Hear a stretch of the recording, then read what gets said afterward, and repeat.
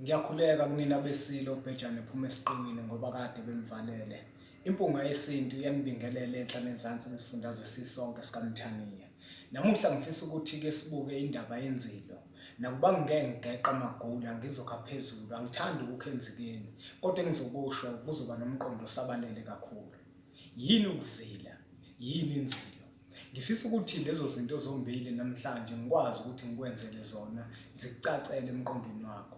Makukhulunywa ngokuzila, kusuke kukhulunywa ngokuba sosizini ukhombisa ukuthi kukhona umshopho omubi okuvelele phakathi kwekhaya. Kusuke kufanele ukuthi uzithobe izinto ojwayele ukuzenza ungazenzi. Yini inzilo? Inzilo kusuke kukhulunywa ngey'ngubo okanye izembatho osuke uzembethe ngaleso sikhathi. Ekuyinto-ke nokho ewumkhuba nengeyona into yesintu sethu thina njenganabantu abambeshoyo.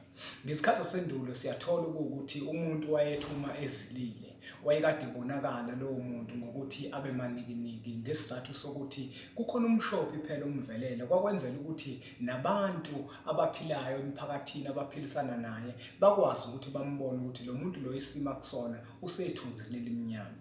Kodwa kulesi sikhathi zanamuhla siyathola abantu bethi bazilile kodwa bagqoke iy'mpahlo ba-ayinile yonke leyo nto bahle bayacwebezela.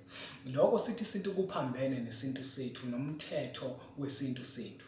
Ngoba ngisho umuntu kwakuthiwa uyagunda ngesikhathi sendulo makushoniwe wayekade egunda abe mahlikilile ngesizathu sokuthi vele uma ushonelwe noma usosizini kusuke kufanele ukuthi vele isimo okusona sibonakala ukuthi wena usosizini uzilile. Obani abazilayo? Kungaba abantu basekhaya kuphela yini abazilayo? Sithi isintu cha, akubona abantu basekhaya kuphela abazilayo, kodwa phakathi kwesizwe makushoniwe bonke abantu besizwe kusuke kufanele ukuthi bazile. Uzokhumbula phela ukuthi ngesikhathi zasendulo kwakuthi makushoniwe esizweni senkosi abantu babengalimi amasimu, kwakuhlala kuzilwe kuze kufihlwe kulowo muzi. Esikhathini sanamuhla-ke siyathola ukuthi-ke kona-ke akusafihlwa abantu sebeyangcwaba. Yini kanti umehluko phakathi kokufihla nokungcwaba? Ukufihla ukubeka okanye ukutshala lowo muntu osuke eshonile ngesizotha, nimtshala ngenhloso yokuthi nifuna ukuthi amile. Kodwa ukungcwaba yilapho kusuke khona kubekwa khona umuntu osuke eshonile kwenziwa ngendlela engelona isiko. Kungani ngisho kanje? Ingoba esikhathini sanamuhla siyathola abantu uma bengcwaba badlala ama-radio, babanga imisindo, kwenziwe yonke lento esuke iphambene nesintu egcina isibakhombisa manje ukuthi labo bantu abasazilile.